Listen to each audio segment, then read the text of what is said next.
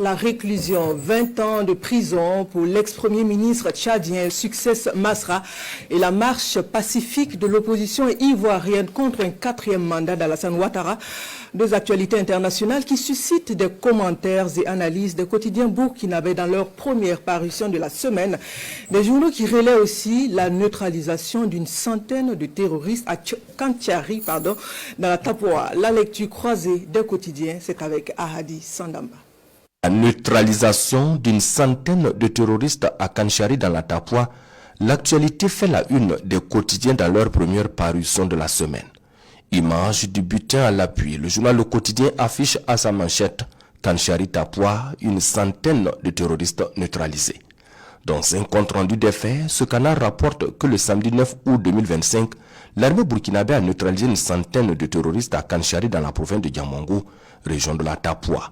Une victoire engrangée grâce à une parfaite coordination entre les forces au sol et les vecteurs aériens, précise mon confrère. À propos, aujourd'hui au Faso précise que ce sont les hommes du 24e BIR qui ont détecté la présence d'un important regroupement de terroristes au nord de leur position, vraisemblablement en préparation d'une attaque. Une manœuvre rapide a donc permis d'anéantir la position ennemie, tuant plus d'une centaine de combattants et contraignant les survivants à fuir, abandonnant un important stock d'armes de tous les calibres, écrit ce canard. Marche politique de l'opposition ivoirienne contre un 4e mandat d'Alassane Ouattara, les quotidiens burkinabés en font leur chou gras. Pourvu que ça dure, s'exclame l'observateur Palga dans sa rubrique commentant l'événement. Combien était-il dans la rue d'Abidjan samedi? 10, 20, 30 000? Autant d'interrogations du doyen des quotidiens burkinabés qui estime que c'est une foule bien bigarrée qui a battu le macadam avec des slogans allant dans tous les sens contre le pouvoir en place. Autant le dire, Côte d'Ivoire, de l'adversité politique à la haine viscérale, écrit l'Express du Faso qui estime que le véritable problème dans ce pays, c'est le moi ou rien. Cette sorte d'animosité féroce entre les hommes politiques, comme quoi, politiquement, Alassane Ouattara ne veut pas voir l'ombre de Laurent Gbagbo qui, de son côté, le lui rend au centuple.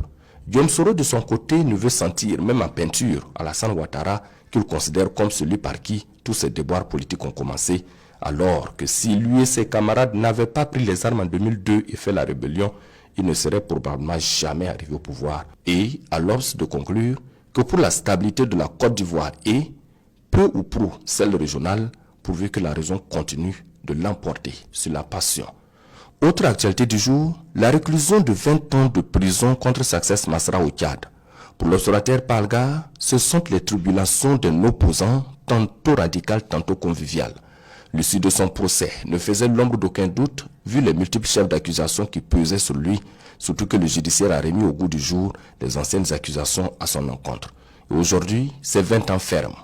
Une condamnation en première instance, certes, mais, quel qu'en soit le cas, cette condamnation sonne comme le requiem d'une vie politique qui est en train d'être fait, commente le doyen des quotidiens burkinabés.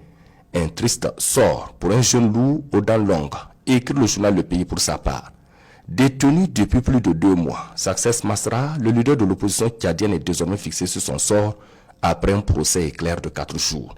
L'espoir pour lui de s'en sortir s'avère mince et avec cette condamnation, c'est l'opposition tchadienne qui s'en trouve désormais décapitée et affaiblie. Après avoir perdu Yaya Dilo, qui est passé de vie à trépas en février 2024, l'opposition perd un autre poids lourd et c'est dire que l'alternance n'est pas pour demain au Tchad, analyse le quotidien des 1200 logements.